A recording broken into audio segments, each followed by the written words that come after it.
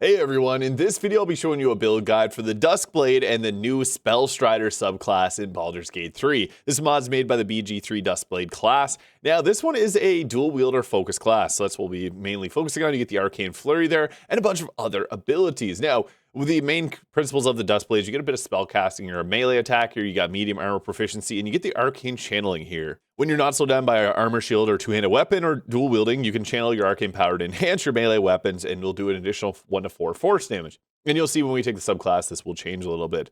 With this, you're an armored mage, so you channel your arcane power while wearing light or medium armor, and you can add half your intelligence modifier added up to your armor class. So that's quite nice, pretty defensive.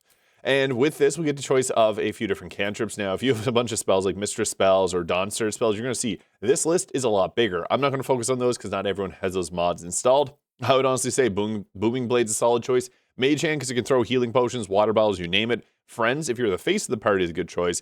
And I like Bone Shield too because it stops a target from receiving healing. You could also go with Firebolt if you wanted something for exploding. You can also pick a starting weapon. I'm just going to leave it the rapier there. I have a special one from this mod on the character. I think it looks really nice.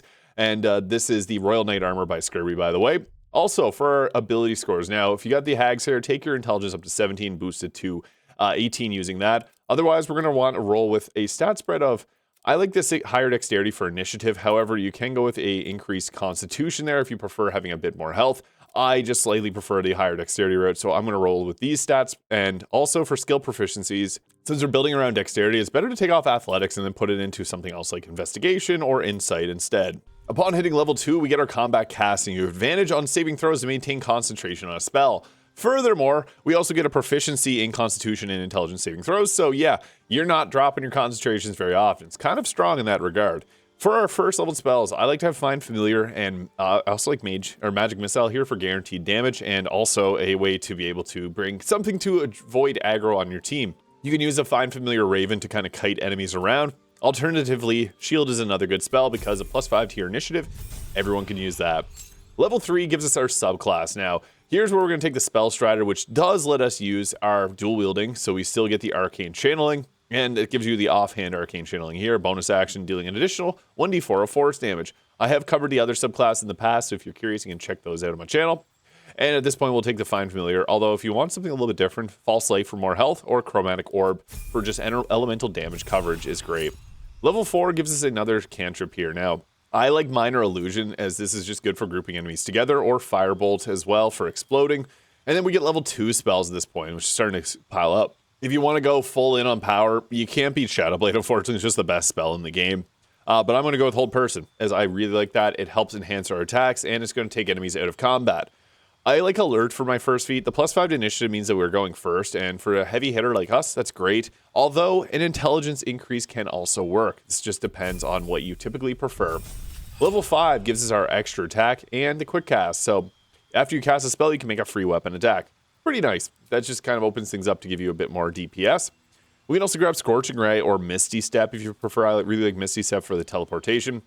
I am going to again mention Shadowblade and also Mirror Image to increase armor class by 9. That's really good because you can start off combat being pretty tanky.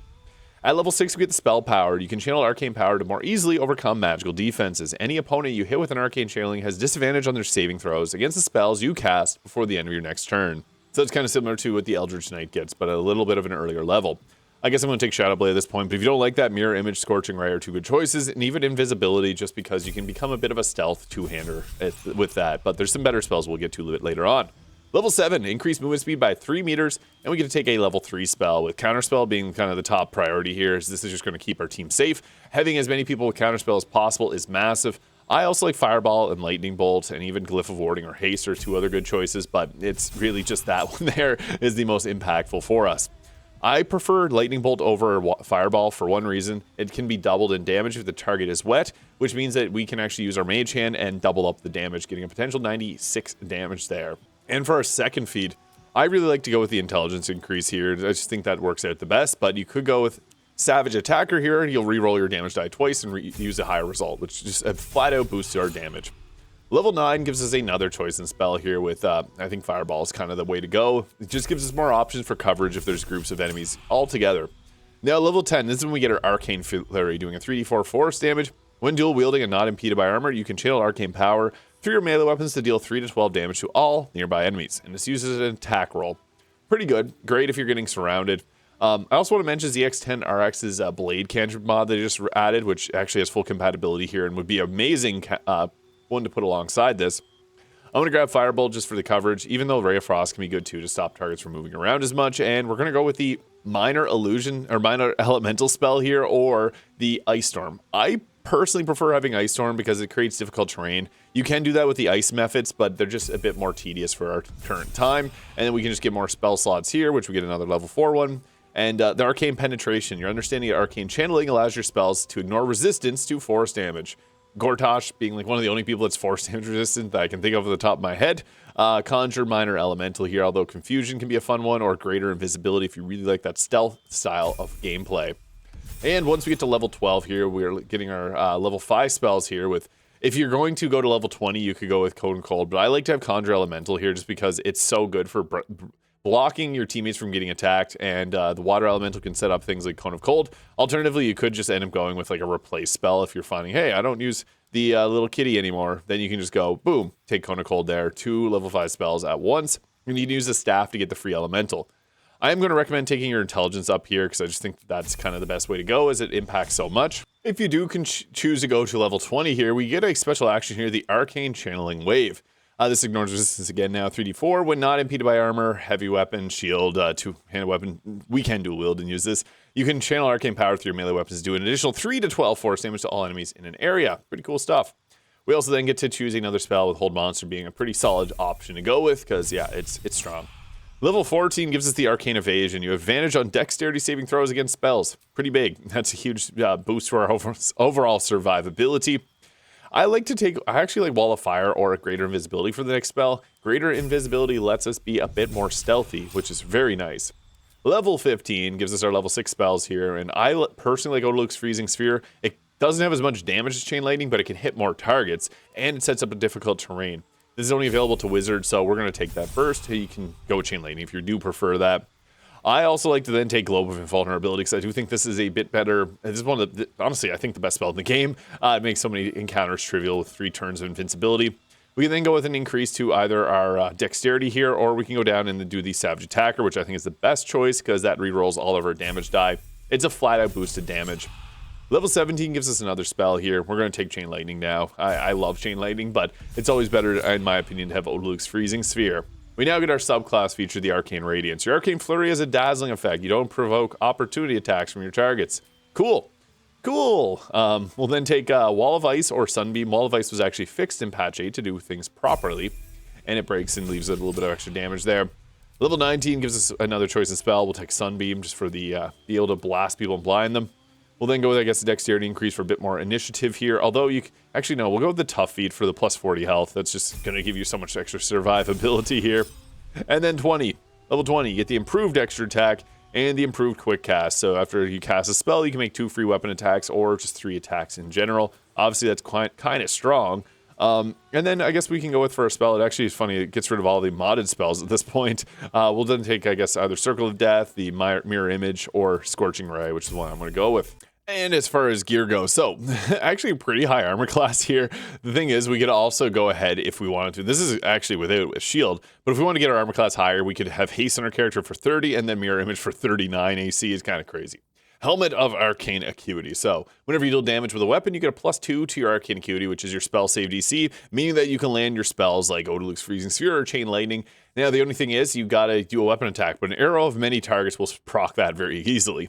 Cloak Protection, +1 AC is nice, although you could go with the Deathstalker Mantle if you're playing Dirge. Armor of Agility, the reason being 17 AC plus Dexterity modifier to your armor class. So we got a +3 on Dexterity, +3 from our Armored Mage, and then all those other bonuses. Yeah, we are tanky. However, you can also go if you're in the early game, like Protecty Sparks will all be the best clothing in the early game, but honestly, best medium armor available likely be best. Adamantine Scale Mail will be the best Act 1. You can actually use that all the way through Act 2 as well till you get to the Armor of Agility. And you can make a couple of copies of that. I have the Wondrous Gloves on here because they give you a +1 AC. It's kind of just for the armor class aspect of it. But Helldusk Gloves will give you a nice boost to all the damage on your weapons if you wanted to go that route. That is like a late game item. The Gloves of the Battle Mage's power can also give you a nice boost to your overall damage too. Whenever you hit with a weapon that uses a cantrip or spell, which is things like Booming Blade, or if you attack with Shadow Blade, it counts. And you could also, if you wanted to go with clothing, you could go with a Bracers of Defense to further boost that up. And if you do use Shadow Blade, the Brain Drain Gloves are good for applying mental fatigue onto the enemy. And then we also got the Evasive Shoes here to give a +2 to +1 AC. The Boots of Stormy Clamor can work great as well. And with that, I got the Ring of Free Action's nice so that you don't get slowed down by difficult terrain. And I also want to recommend using the Band of the Mystic Scoundrel here because we can do an attack and get a bonus action like Hold Person off, which is extremely powerful. I have the Amulet of Greater Health, the Hellrider Longbow for that +3 to initiative, and then the Knife of the Undermounted King here giving you increased damage overall, advantage on attack rolls against lately or heavily obscured targets. And the Cold Snap, +1 AC in the offhand and can chill targets. If a target's chilled, they'll take double damage from Odaluk's Freezing Sphere or Cone of Cold.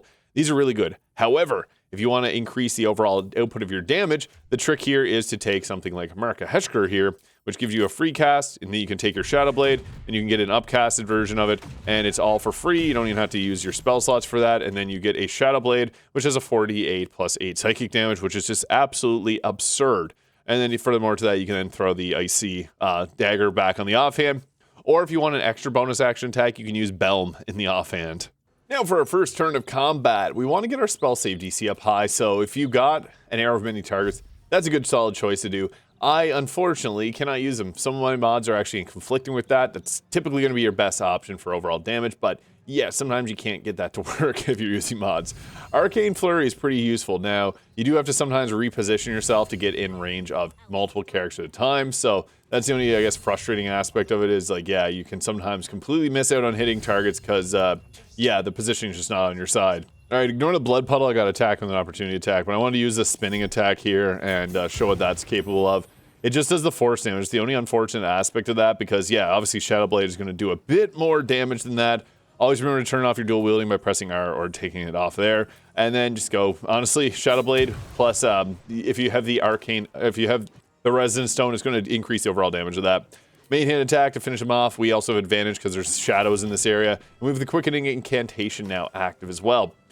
So I guess we'd want to use something like our Arcane Channeling here on our next attack. It does add the force damage on top of that, so boom, we can go with that there. Pretty crazy damage. Yeah, it's basically like a smite that you can continually keep spamming. It does a 5d4 of force damage, which is nice. It's a lot of extra damage, but it can be pretty impactful.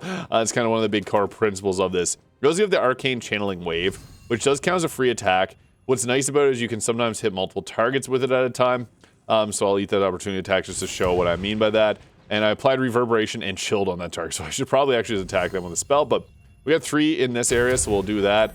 That's enough to take out one of them and apply Mental Fatigue on the other, which is perfect. So that's great because it's actually coming from the rings. So we do got a bonus action version of Hold Person, Greater Invisibility, Hold Monster, or Tasha's Hideous Laughter we can use.